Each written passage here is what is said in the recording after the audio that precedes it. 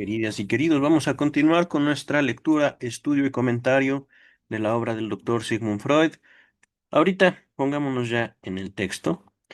Estamos estudiando el proyecto de psicología para neurólogos, traducción Luis López Ballesteros, lo están viendo en pantalla. Hemos llegado al capítulo número 11 o apartado número 11. Uy, no hice grandote esto. Eh, la vivencia de satisfacción. Voy poniendo el texto en las dos ediciones que estamos revisando. Primero, esta es Luis López Ballesteros, esta es la Standard Edition. Ajá. Edición normalizada, ediciones Amorortu, los libros verdes. No se va a ver, pero es este físicamente. Amorortu Editores. Y no se ve porque es un color similar a mi fondo de pantalla. Fondo verde o pantalla verde. Ajá. Entonces, queridas, queridos. Un breve resumen de lo visto hasta ahorita, seré breve. Hemos estado abordando el pensamiento de Sigmund Freud al respecto de lo que él creía, teorizaba eran la comunicación entre neuronas. Ajá. Propone dos o tres clases de neuronas o cómo las mismas neuronas, siendo células, pueden modificar su naturaleza, su interacción entre ellas, de forma tal que algunas retienen energía, retienen, digamos, la comunicación, no sé, la información, retienen, se transforman, de forma tal que otras neuronas no reciben la información que tiene esa neurona, neuronas impasaderas, ajá, que es donde Freud propone o teoriza ocurren los fenómenos psíquicos, los fenómenos mentales, mientras que las neuronas pasaderas son aquellas células del cuerpo humano donde la energía circula libremente, energía química, energía eléctrica, etcétera, etcétera, etcétera. La luz, el sonido, el gusto, el calor, el tacto, todo esto. Ajá. ¿Por qué propone esta formación? Lo hemos analizado, lo hemos estudiado, podemos coincidir, podemos discrepar, algo que sería interesante, pero sería para otro momento, otros videos, contrastar las hipótesis de Freud con la neurología para el año 2025 o tiempo aproximado, ajá, tiempo actual. Pero, por supuesto, para contrastar qué dijo Freud, hay que saber qué dijo Freud. Ajá. Entonces, en eso estamos y hemos llegado a una de las características que heredaría el psicoanálisis. Este texto que estamos abordando es, dentro de la historia del psicoanálisis, un texto prepsicoanalítico. Ajá.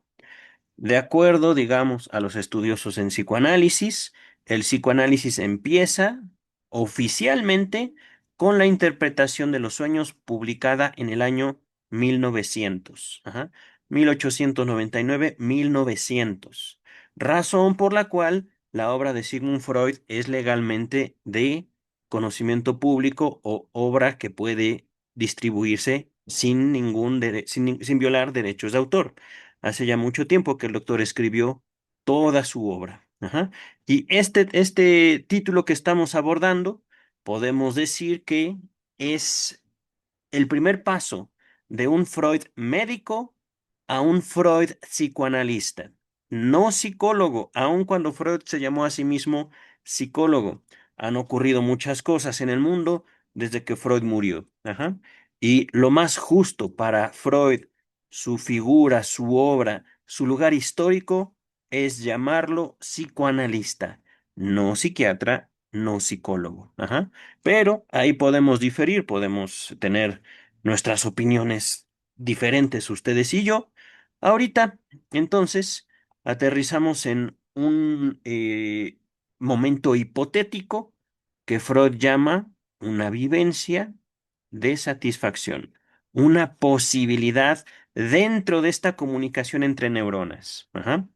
Eh, Les recuerdo que estamos haciendo esta lectura, digamos, eh, no por segunda vez. eh, si tomamos en cuenta las dos traducciones, la Standard Edition y la de López Ballesteros, eh, podríamos decir si es una segunda vez, pero es la primera vez que estamos abordando la traducción de Luis López Ballesteros, al menos en el proyecto de psicología para neurólogos. Ajá. Me encontré con algunas dificultades técnicas al momento de compartir toda la edición Amorortu con ustedes en YouTube.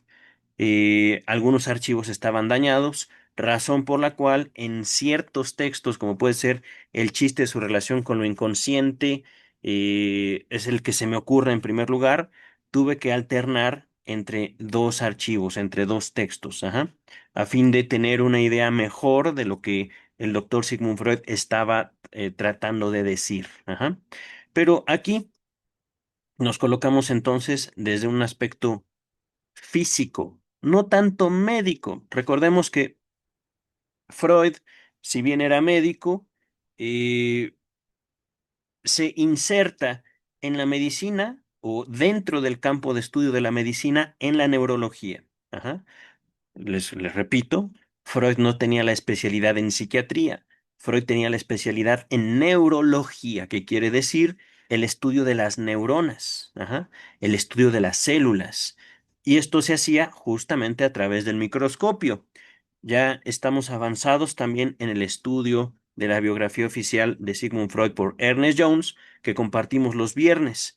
Y hemos visto la época de estudiante universitario y de investigador de Sigmund Freud, en la cual hizo avances y contribuciones importantes para la neurología de su época y luego, después, da el paso hacia el psicoanálisis que, digámoslo así, le garantizó la inmortalidad. Ajá.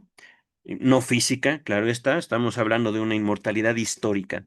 El valor, el papel, el lugar que ocupa Sigmund Freud dentro de la historia de la humanidad. Pero, sin más, ahora sí, dice el doctor Sigmund Freud, la represión de las neuronas nucleares en neuronas impasaderas o neuronas psi tendrá por resultado una tendencia a la descarga, una urgencia que se libera hacia la vertiente de la motilidad. Suena feo, suena difícil, pero es muy fácil. Ajá. Aquí me parece que hay un error. Vamos a contrastarlo. El llenado. Ajá. Me parece que la palabra llenado es más apropiada, se entiende más. Yo sí he usado esta palabra, mientras que la represión, yo pensé que era un error. Es posiblemente un error de imprenta, un error del archivo, no lo sabemos, pero se entiende que las neuronas, eh, donde se localiza la energía, ajá, donde se concentra la energía, ajá, que estamos entendiendo, constituye el grupo de células donde ocurren los procesos mentales. Ajá. Hasta el momento, y debo ser directo, el doctor Freud en este texto no ha hablado de algo inconsciente, de una, ¿cómo decir? Voluntad, no en el sentido eh, consciente e inconsciente. Ajá. Es más bien como la mente, ajá, en general. Ujú. Sin embargo, ya habiendo leído todo este texto en ediciones Amorortu, sí se llega a hacer mención de algo similar a lo inconsciente freudiano en este proyecto de psicología para neurólogos.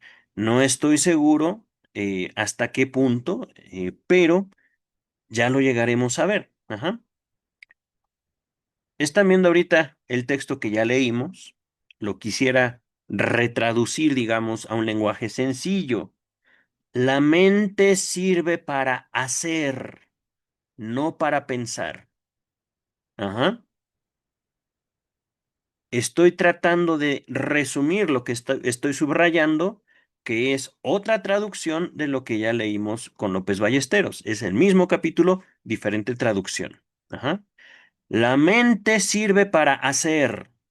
¿Por qué? Porque así se libera de esa energía que acumula. Ajá. Y si no haces, podemos decir no tienes mente. O un pensamiento no ocupa tu mente. Podemos decir. Ajá.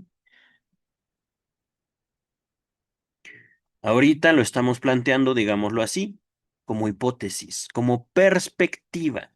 Ajá. No es una realidad, es una propuesta. Ujú. La mente sirve para hacer. ¿Por qué? Porque podemos deducir una tendencia del sistema nervioso y de sus células a la vida, a la adaptación, a no morir. Ajá, dice el texto. De acuerdo con la experiencia, la primera vía, el primer camino, que es recorrida en tal proceso, es la que conduce a la alteración interna de la conciencia, de la moral, del espíritu, no, de las células. Ajá. Proyecto de psicología para neurólogos, neurología, células, biología. Ajá. Expresión de las emociones, grito, intervalo, perdón, inervación vascular, es decir, el cuerpo se activa. Ujú. Pero como demostramos inicialmente, veas el parágrafo uno, es decir, el párrafo uno, aquí lo traducen como parágrafo, capítulo uno. Van a encontrar los 10 capítulos anteriores en la descripción de este video, ¿vale? Ninguna descarga de esta especie puede agotar la tensión, pues a pesar de aquella, de la descarga, persiste la recepción de estímulos endógenos que restablece la tensión interna, psíquica. Ajá. A ver, entonces, doctor Freud, ¿qué nos está queriendo decir? La mente sirve para hacer, pero ¿qué pasa si la célula se queda sin energía? ¿Para qué sirve? Ajá. ¿Y cómo podemos hablar de una adaptación funcional si hacemos y olvidamos? Por eso hablamos de una alteración interna. Ejemplo,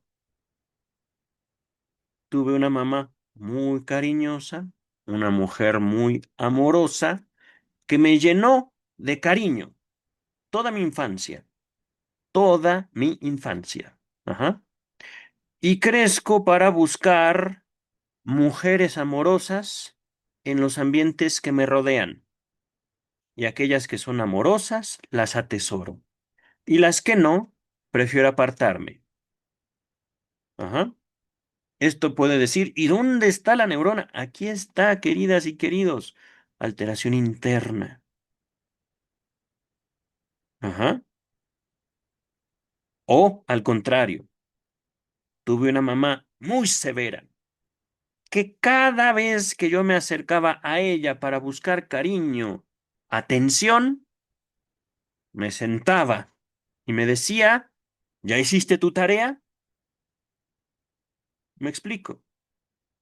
Cada evento, cada, iba a decir estimulación, pero lo más correcto es cada vivencia nos va dando una alteración interna, de forma tal que los estímulos no llegan solos, sino que justamente se da una percepción no tan objetiva, sino más bien influida por una subjetividad. Podríamos decirlo, pero es un abordaje muy superficial por un aprendizaje anterior. Ajá. ¿Por qué digo que es limitado este abordaje sobre el aprendizaje? Porque el aprendizaje no lo es todo, queridas y queridos. Porque también hay una voluntad y una utilidad de esa alteración interna.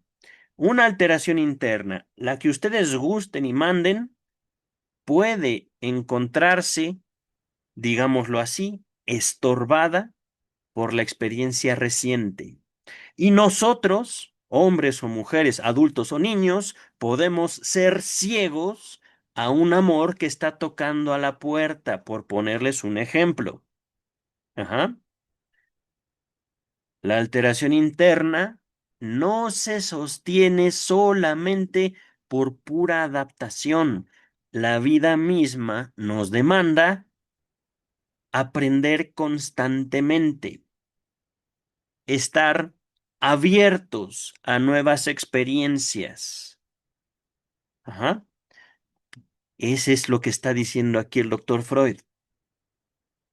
Ninguna descarga de esta especie puede agotar la tensión. Hacemos, pero hasta cierto punto guardamos algo para nosotros. Ajá. Se restablece la tensión psíquica, justamente por los estímulos que vienen de adentro de nosotros. Ajá.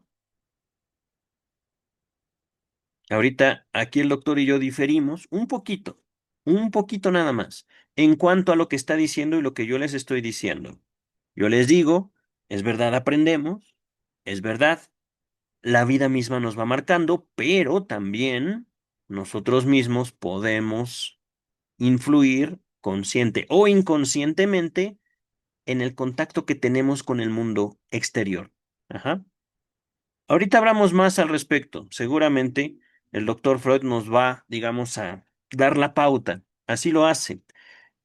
Podría parecerles que ya tengo mucha experiencia, la tengo, conocimiento en la lectura e interpretación de Freud, pero también lo cierto es que el doctor Freud tenía, digámoslo así, un espíritu juguetón. Y eso es algo que a mí me encanta de la lectura de Freud. Siempre sorprende, siempre salta algo. Dice el texto, en este caso, la estimulación solo puede ser abolida por medio de una intervención que suspenda transitoriamente, temporalmente, momentáneamente, el desprendimiento de una cantidad, de un estímulo, de una fuerza interna en el interior del cuerpo. Ajá. Y una intervención de esta índole requiere una alteración en el mundo exterior, aporte de alimento, aproximación del objeto sexual, que, siendo una acción específica, solo puede ser alcanzada a través de determinadas vías. Miren, es que, en efecto, una cosa es el aprendizaje, una cosa es la adaptación, y otra cosa, queridas y queridos, es que la vida misma se va a encargar de sorprendernos. Ajá. No es una cuestión de dominio el psicoanálisis. No es una cuestión, digámoslo así, de control propio y control de otras personas. Ajá. Es una cuestión de un fortalecimiento interno que nada tiene que ver con un fortalecimiento moral. Nada tiene que ver con una cerrazón a la vida misma y a esos cambios que la vida va a traer. Al contrario, podríamos plantearlo así, el psicoanálisis, a eso a lo cual Freud se encamina desde ahorita, desde este texto, el psicoanálisis es un fortalecimiento del yo, del narcisismo, es un fortalecimiento del yo a partir de la disolución del narcisismo. Ahí un lapsus mío. Fortalecimiento del yo no quiere decir fortalecimiento del narcisismo. Desde hace tiempo que el narcisismo ocupa, digamos, mi mente en diversos trabajos, pero el narcisismo no como algo malo, sino como aquella perspectiva que nos queda a partir de nuestra infancia, como si fuéramos el centro del universo, cosa que no somos. Ajá. Como individuos y aún como especie. Ajá. Pero, queridas y queridos, ¿qué dice Freud en este punto?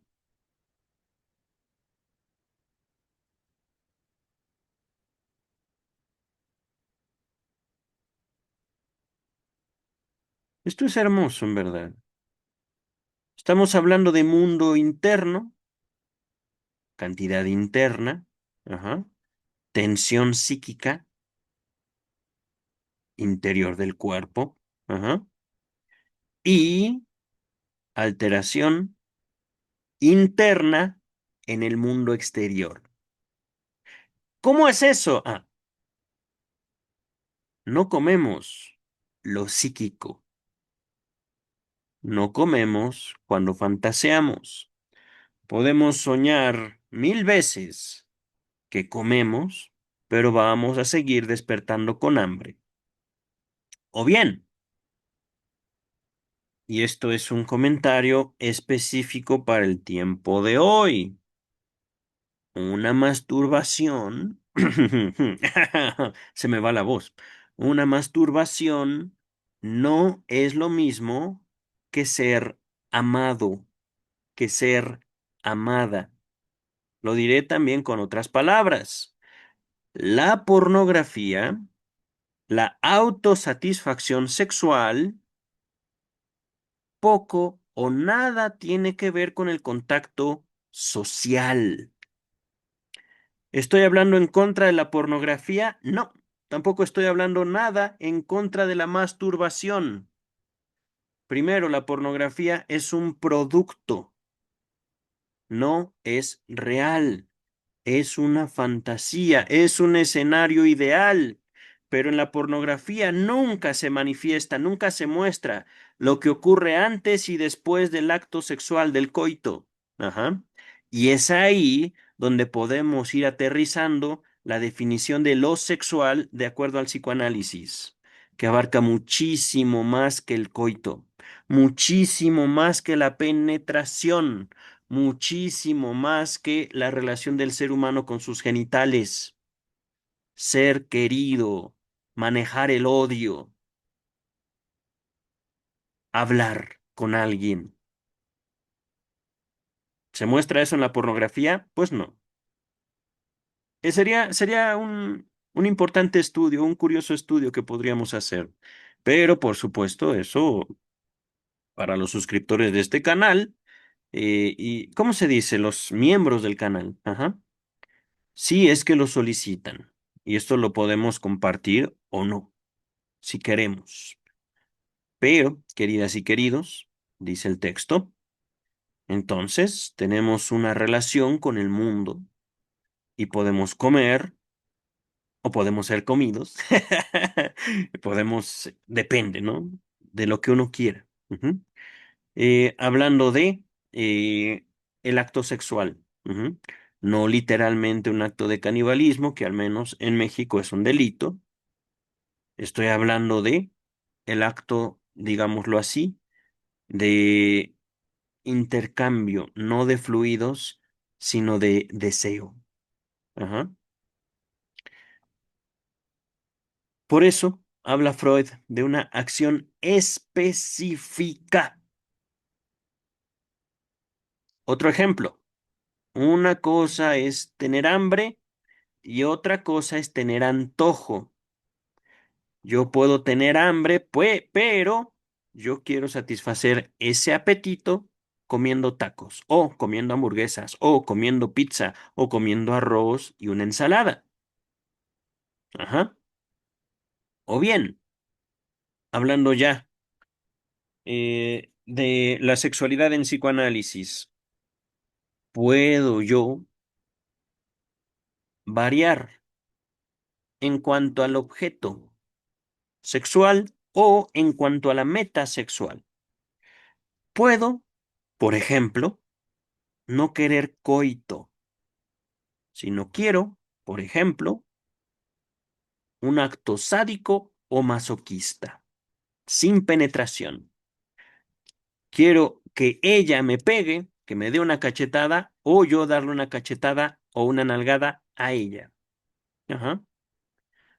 Puedo X, Y, Z. Aquí justamente Freud se aproxima un poquito a lo que después, 1907, y ya llegaremos a ese estudio en traducción López Ballesteros, fueron los tres ensayos de teoría sexual. Se los dejo en la descripción en Ediciones Amor Ortu, los tres ensayos.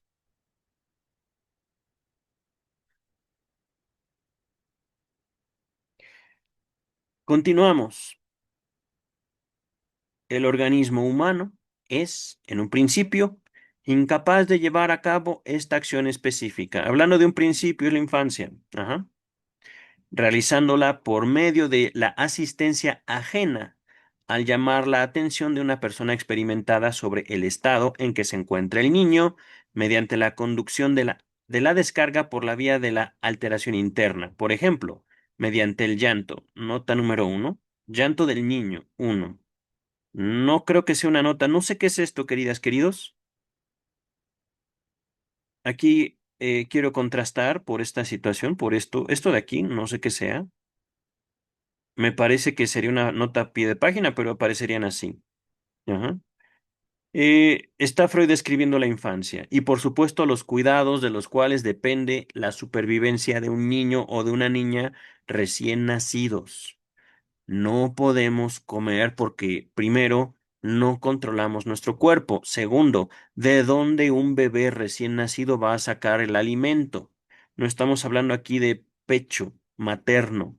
Estamos aquí hablando literalmente de un alimento apropiado para recién nacidos y, por supuesto, niños hasta cierta edad. Ajá. Ya después podremos controlar nuestras manitas e incluso podremos pedirle a papá o a mamá, quiero esto. Oye, no, pero tienes que comer tus vegetales. No, yo quiero eso otro. Quiero pizza siempre. Ajá, ajá. Dice el texto. Ah, es verdad, quiero ver eso. Un segundito. Eso de cancelación de estímulo, acción específica. Ajá. El organismo humano es incapaz al comienzo de llevar a cabo la acción específica. Miren. Esta sobreviene mediante auxilio ajeno, papás o cuidadores, por la descarga sobre el camino de la alteración interior, es decir, comemos y la química interna, el cuerpo mismo se transforma. ¿Por qué? Porque recibimos un alimento que puede ser que no altere nuestro ADN, pero sí nos satisface. Si hay algo que nosotros percibimos que cambia en nosotros, en el interior de nosotros. Ajá. Miren, alteración interior. Acá decía el llanto del niño. Ajá.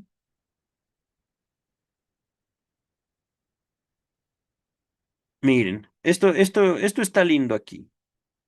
Esta vía de descarga cobra así la función secundaria, importante en extremo, del entendimiento. Y el inicial desvalimiento del ser humano es la fuente primordial de todos los motivos morales. Así se tradujo en la Standard Edition. Esta vía de descarga adquiere así la importantísima función secundaria de la comprensión o comunicación con el prójimo. Véase nota del traductor. Y la indefensión original del ser humano conviértese así en la fuente primordial de todas las motivaciones morales. Véase la tercera parte, ya llegaremos a ella. Aquí con nota del traductor no viene nada, pero acá está. Nota 58. Véase, por ejemplo, el berreo del niño.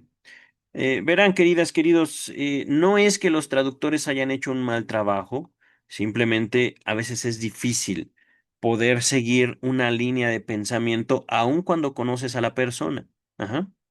Aquí, nota pie de página 144, esta es la estándar, digo la López Ballesteros. En ninguna de las formulaciones posteriores, ulteriores que Freud dio a esta idea, llegó a ser igualada a o superada a la presente. Esta indica con toda claridad dónde interviene la relación objetal en la transición del principio de placer al principio de realidad. Aquí, relación objetal. Estamos aquí siendo testigos de lo que buscaron hacer los discípulos de Freud a su muerte. Ajá. Poco a poco el psicoanálisis fue, digamos, adquiriendo un lenguaje cada vez más especializado, que al menos a mi criterio y dentro de mi formación particular como psicoanalista, es decir, el abordaje específico del Centro de Investigaciones y Estudios Lacanianos de la Ciudad de México, está en contra. Y yo también adquirí, digámoslo así, esa política de usar palabrejas extrañas. Ujú. Relación objetal quiere decir literalmente la relación con un cuidador, una cuidadora, que pueden ser papá, mamá, abuelos, tíos, hermanos o el mismo estado. Ajá. Pero tiene que haber un otro. Me acerco un poquito a Lacan. Tiene que haber alguien que le dé al niño, a la niña recién nacido lo que necesita para vivir. Y por supuesto, poquito a poquito, los niños, los infantes, voy a decirlo así, para no hablar de niña y niño, los infantes irán adquiriendo en relativa medida y con relativa diferencia los unos de los otros un cambio de una ley a otra ley. Estoy hablando del principio de realidad como ley. Y es una ley que no se cancela aun cuando hay otra ley que opera al mismo tiempo. Es que yo quiero comer dulces todo el día, todos los días. Pero querido, querida, los dulces no te nutren. Es que el brócoli sabe horrible, la espinaca sabe amarga. Sí, pero son buenos para ti. No me importa, yo solo voy a comer dulces. Pues cómelos y verás cómo se te caen los dientes. Cómelos y no te garantizo si puedas dormir, si vas a vomitar, porque ya comiste muchos dulces, o si te voy a querer. Estoy exagerando. Ajá. Pero aquí, estos dos leyes, podemos decirlo así, que no se cancelan el uno al otro, la una a la otra. Ajá. Continúa la nota 144. Homburger Eriksson, no sé quién es, destaca este párrafo entre los más importantes de este manuscrito, tan abundante en prefiguraciones de los más modernos conceptos de la psicología interpersonal. En efecto, hállase implícita aquí la noción del desarrollo analítico del lenguaje, perdón, anaclítico del lenguaje, no sé qué es esto. Y uno estaría tentado a traducir todo este párrafo en la terminología y en los conceptos de la actual teoría de la información. Pero estamos hablando de 1970, tal vez 1955, hace tiempo, ¿vale? Casi 50 años. Ujú. Regresamos al texto, también no sin antes mencionarles cómo este párrafo que acabamos de leer también fue de gran inspiración para mi propia obra y mi propia línea de investigación que denomino Psicoanálisis del Estado. Ajá. Pueden encontrar mi libro en Amazon. Les dejo que de hecho también ya lo compartí, siendo una política mía en cuestión de ciencia, ya lo compartí aquí en YouTube. Les voy a dejar un link, no a Amazon, sino a la lista de reproducción que hice aquí en YouTube, donde yo comparto mi libro verbalmente. Ajá. Mi libro. Es que, queridas, queridos, miren aquí. Esto es el corazón del psicoanálisis. Ajá. ¿Cómo puede haber un ser humano cuando nunca sabemos si en ese ser humano hubo un semejante, hubo un otro, hubo un cuidador o cuidadora? Y aquí lo voy a introducir de la siguiente manera. ¿Cómo sabemos qué clase de figura humana tiene el otro, nuestro semejante, esa persona que habla, cuando no sabemos si ese sujeto humano fue amado, amado, odiado?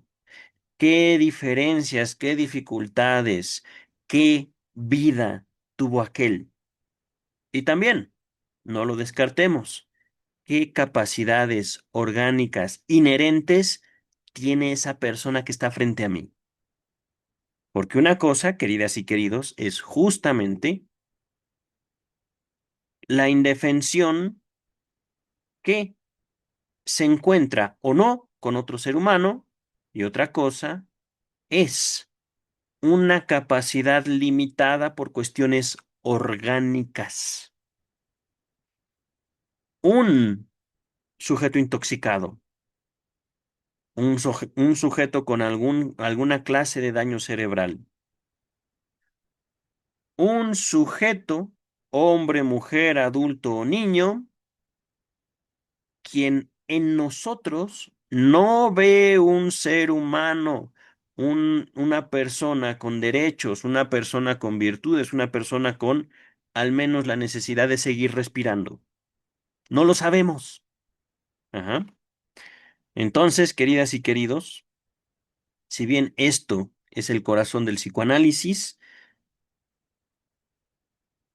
ahorita lo estoy compartiendo así, un otro, la relación con un otro, esa relación se sustenta en capacidades orgánicas.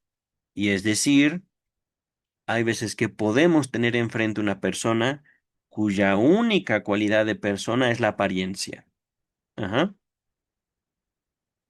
Desde el punto de vista orgánico o desde el punto de vista psíquico o mental también. Ajá. Ahorita vamos a continuar con el texto que no es muy largo. Creo que acaba aquí. Son casi 3 páginas, casi. Dice el texto.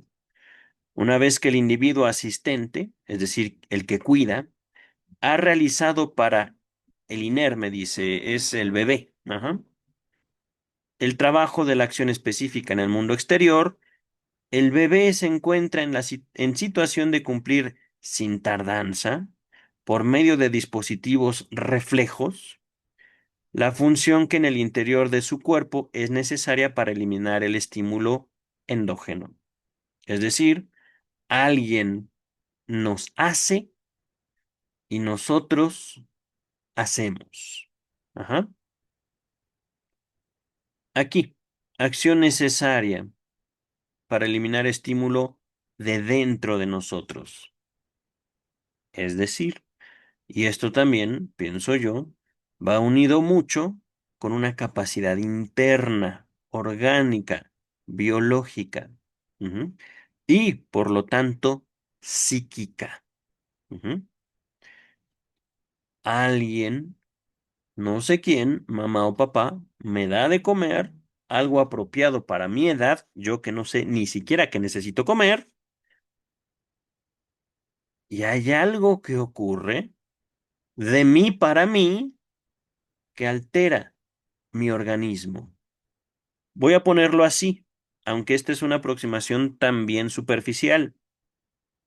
Dejo de tener hambre, estoy satisfecho. Ajá. Cuando digo superficial es porque, queridas, queridos, lo psíquico no pasa por el lenguaje. Lo psíquico rebasa el lenguaje. Me estoy apoyando un tantitito en Lacan, tantito. Pero esto quiere decir, estas son aproximaciones. La experiencia real es inefable. La experiencia real no se puede poner en palabras, pero a eso apunta Freud. Con eso, sin tardanza, alguien me funciona, pero yo no lo conozco a ese otro alguien, y entonces yo para mí. Se está tratando de hacer una aproximación a esa experiencia infantil que tuvimos todos, al menos todos los vivos. Y esto también podría incluso extenderse a otras especies, pero habría que indagar, habría que investigar. Ahorita el texto. Ajá. La totalidad de este proceso representa entonces una vivencia de satisfacción que tiene las más decisivas consecuencias para el desarrollo funcional del individuo. En efecto, 3 cosas se producen en su sistema psíquico impasadero, ajá, el que retiene energía. Número 1, se efectúa una descarga permanente poniendo fin con ello a la urgencia que generó displacer en la percepción, o W, no me acuerdo qué era W. Ahorita lo vemos. Número 2, se produce la carga o catectización de una o de varias neuronas del falium. Ahorita vemos qué es eso, que corresponde a la percepción de un objeto. Es decir, conocemos al mundo. Poquito a poquito. Ajá. Número 3, a otros puntos del falium, digamos, del interior de la corteza, del el núcleo de nuestro sistema nervioso central, llegan las noticias de la descarga lograda mediante el desencadenamiento del movimiento reflejo que siguió a la acción específica. Aquí, movimiento reflejo, llorar, patalear, ajá. Entre estas cargas, la 2 y la 3, ajá. Neuronas, neuronas y neuronas, ¿vale? Fíjense, aquí, el mundo nos estimula, conocemos al mundo. Y acá, nosotros establecemos un orden interno. Algo hicimos que generó ese cambio. Hay una lógica. Ajá. Y una lógica que se va adquiriendo desde la más temprana infancia, pero estamos hablando los días, los minutos de haber nacido. Ajá. Entre estas cargas o catexias, la 2 y la 3, externa e interna. Ajá. Y las neuronas nucleares, que fueron cargadas o catectizadas a partir de fuentes internas o endógenas durante el estado de urgencia, el hambre, el apetito. Ajá. Establécese entonces una facilitación, una alianza, una asociación. Ajá. A ver, eh, vamos a resolver esto contrastando. Ajá. Lo están viendo en pantalla. Me voy a ir directo al número uno.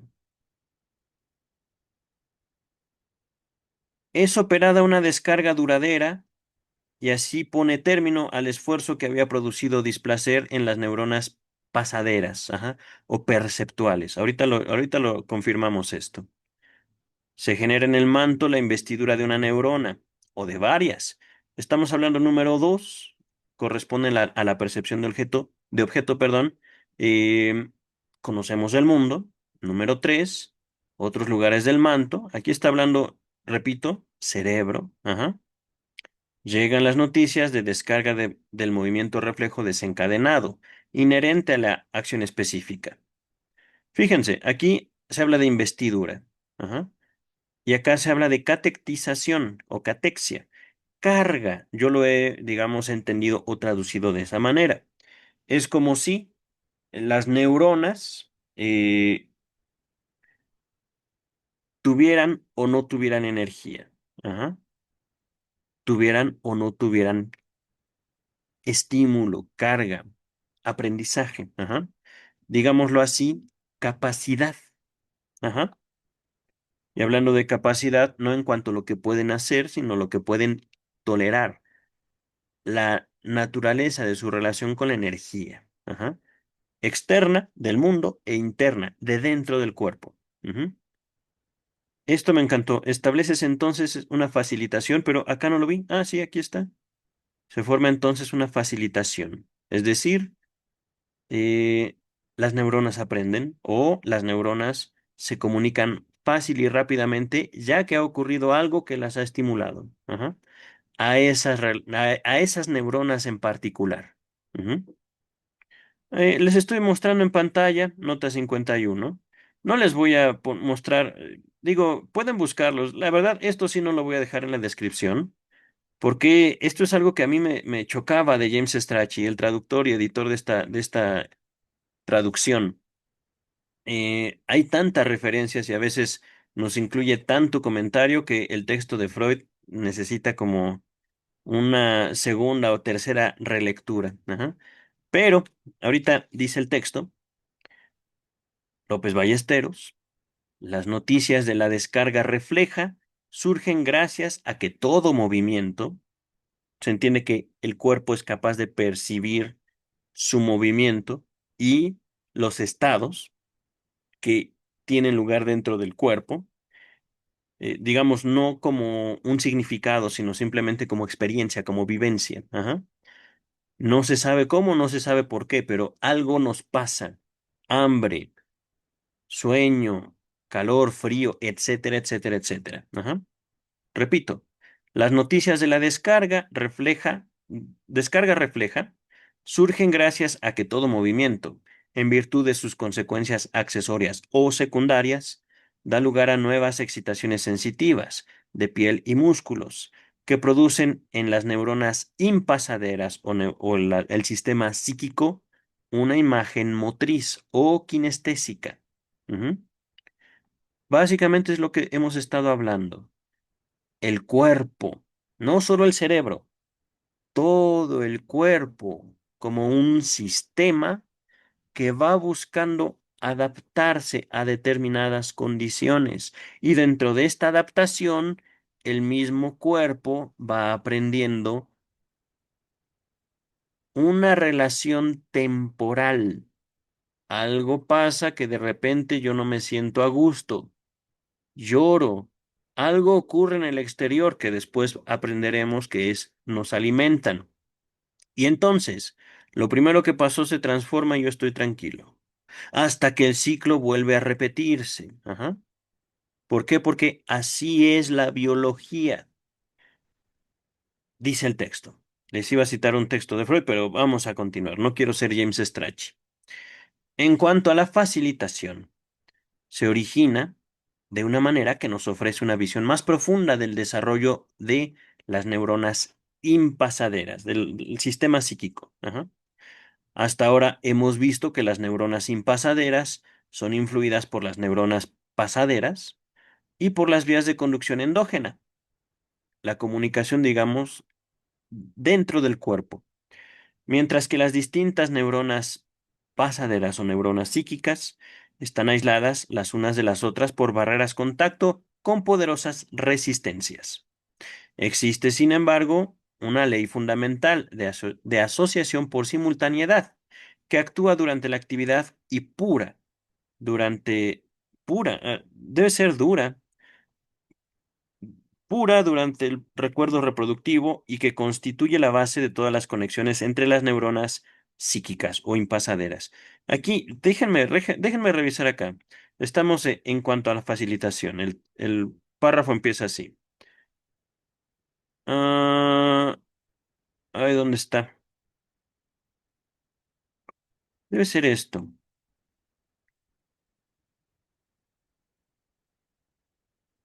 Mm, miren, es que el párrafo empieza de manera diferente. A ver, un poquito más. Y fíjense cómo en el otro texto no aparece esto. Habíamos visto la numeración uno, 2 y 3. Aquí está. Facilitación. Aquí termina facilitación. Las noticias de la descarga refleja, bla, bla, bla. Lo están viendo. Si quieren, páusenlo. Yo voy a seguir. En cuanto a la facilitación, miren, esto se incluye de manera directa en el texto Standard Edition. Ajá. Las noticias de la descarga. Ahora bien, aquí es donde empieza, digamos, lo que me generó dudas. Acá dice pura. Existe, sin embargo, una ley fundamental de asociación por simultaneidad. Ajá. Ahí me quedé. Pues bien, existe una ley fundamental de asociación por simultaneidad que se afirma en la actividad psíquica o en la actividad impasadera pura. Ajá. El recordar reproductor y constituye la base de todas las conexiones entre las neuronas psíquicas o neuronas que retienen energía. Ajá. Aquí, ¿dónde estaba yo? Ay, caray, no lo veo. Ya casi acabamos. Acá está. Es que esto, aquí está el error. No es es psíquica. Actividad psíquica pura. Ajá. Aquí lo subrayo. Ajá. Actividad psíquica pura. Aquí debe ser un error, no sé si en el... Debe ser de los traductores. se entiende que lo psíquico, la mente, funciona por asociación, o es lo que está proponiendo Freud. ¿Y por qué por asociación? Justamente, ¿cómo decirlo? Porque así es como funcionan las neuronas, porque podemos entenderlo así. Una neurona que es estimulada por un lado no va a trabajar de la misma forma que otra neurona estimulada en otro momento y por otra situación. Ajá. Esta neurona que, por ejemplo, me evoca la experiencia de alimentación que yo tuve con mamá o con papá, va a ir acompañada justamente de la figura mamá o papá. Aquellas neuronas, digámoslo así, que, ¿cómo decirlo?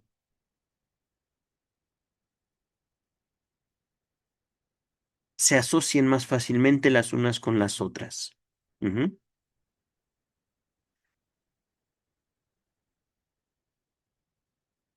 Dice el texto, regresamos acá,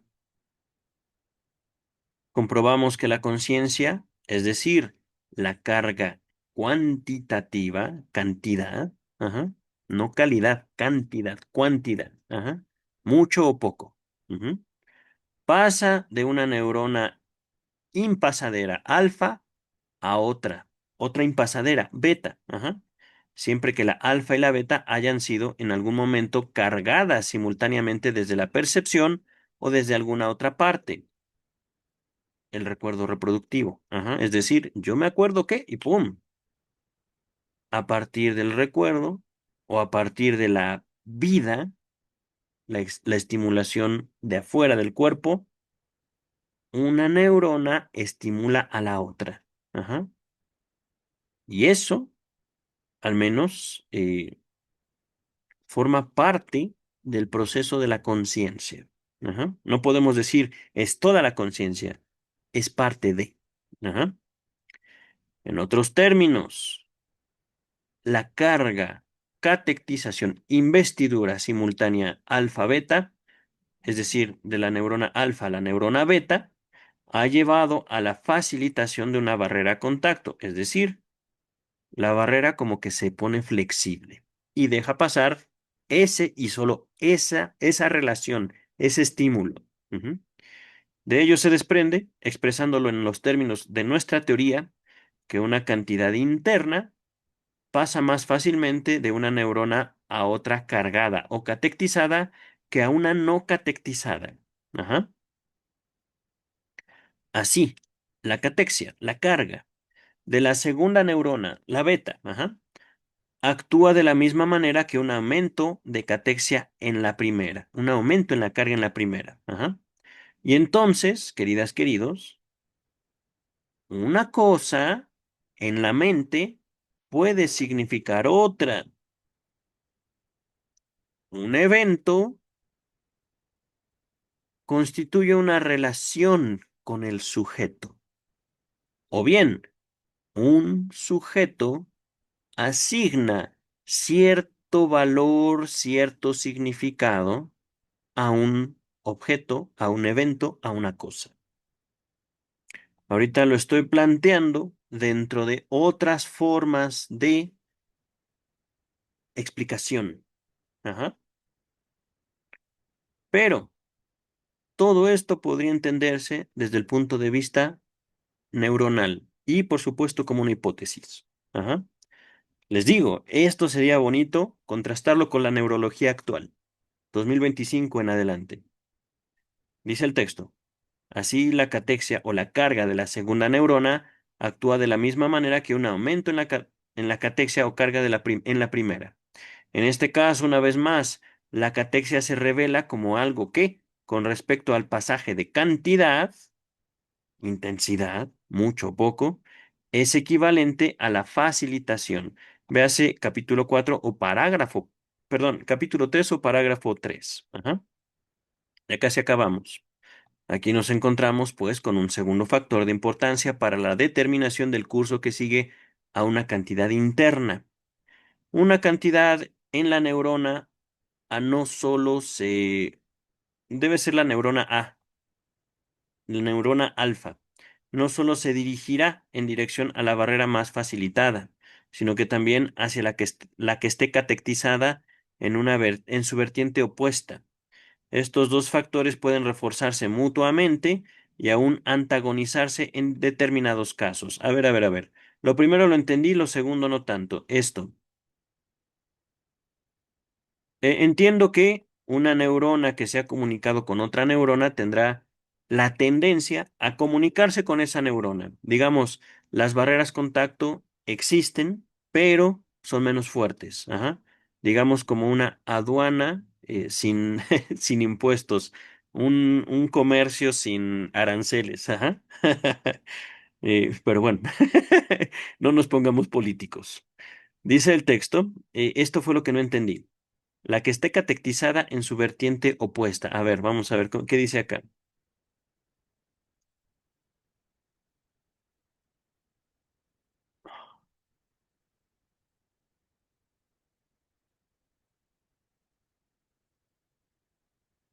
Miren, aquí estoy leyéndolo. Ajá.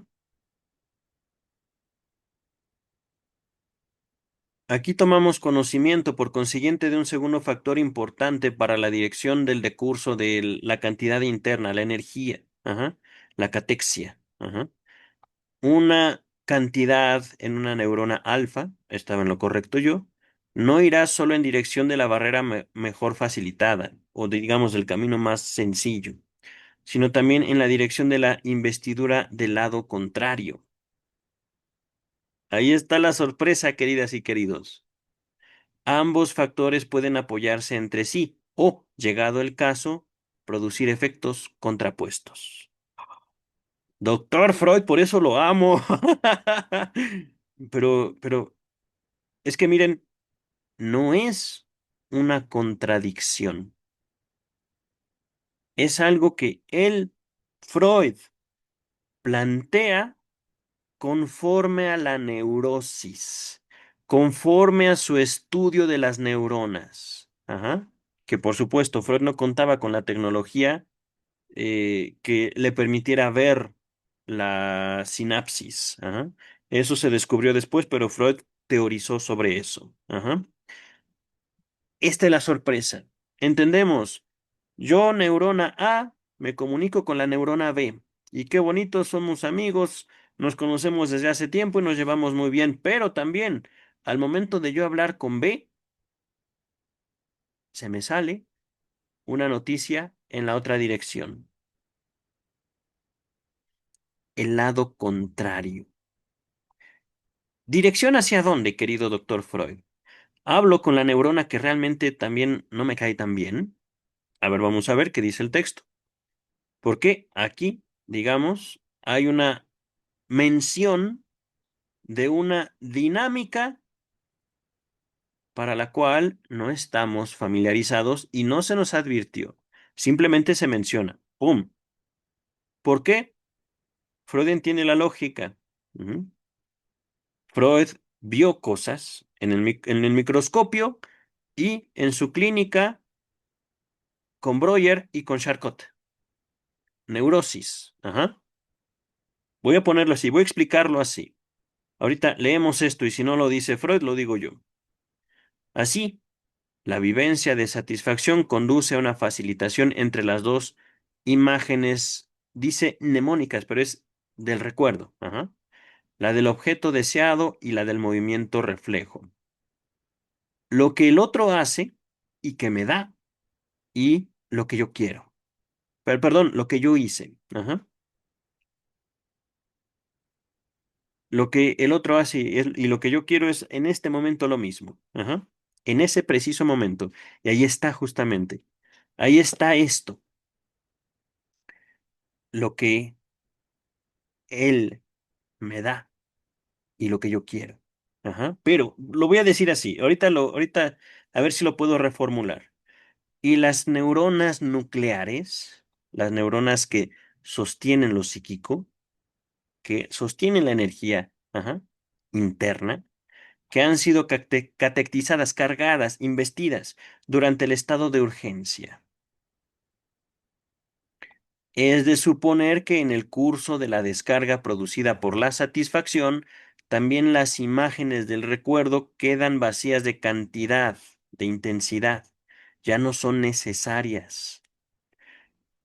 Con el restablecimiento del estado de urgencia o de deseo, el hambre, el apetito sexual, etcétera, etcétera, etcétera, la carga pasa también a los dos recuerdos, reactivándolos.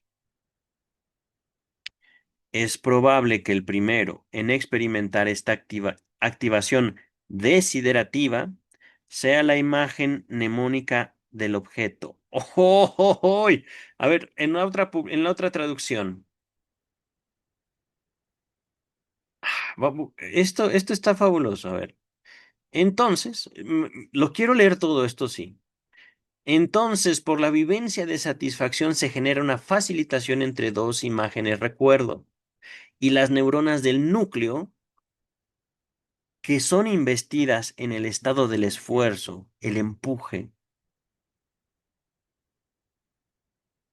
Con la descarga de satisfacción que viene de afuera, sin duda también la energía interna es drenada de las imágenes recuerdo. Aquí esto es algo típico de Freud y al menos que me encanta en la traducción estándar.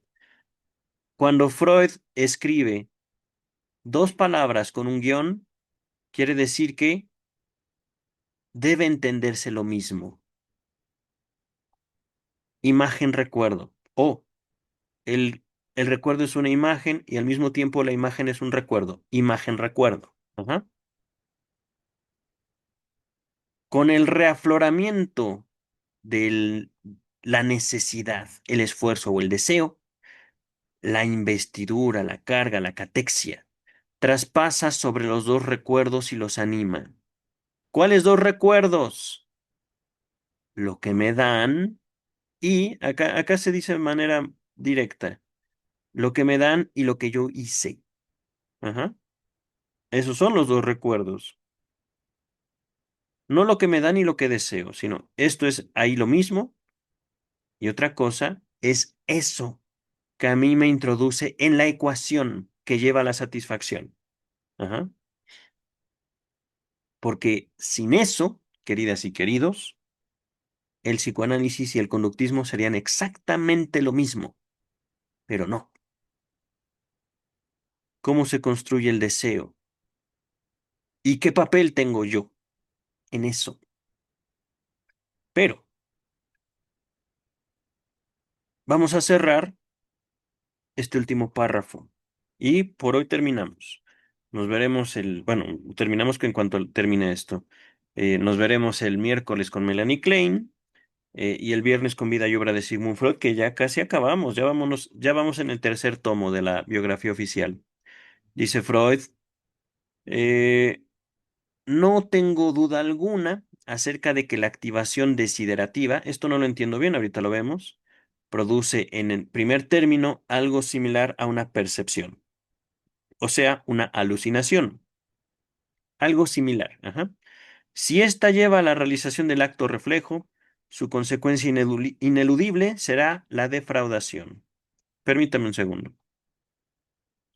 Yo no dudo de que esta animación del deseo ha de reproducir inicialmente el mismo efecto que la percepción, a saber, una alucinación. Si a raíz de ella se introduce la acción reflectoria, aquí no hay desiderativo, podría entenderse el deseo. Ajá. Si a raíz de ella se introduce la acción reflectora, el reflejo, es infaltable el desengaño. Ejemplo, niño tiene hambre, llora. ¡Ah! No sabe ni hablar, simplemente tiene la sensación en la pancita. Algo falta, pero nada ocurre. Dedo. Mm, mm, Se calma. ¿Me explico? Aquí Freud está hablando de algo todavía más radical de lo que estoy describiendo. Es posible, y de hecho, lo veremos en la interpretación de los sueños, que la alucinación sea un fenómeno adaptativo. Es posible que lo psíquico se imponga a lo orgánico.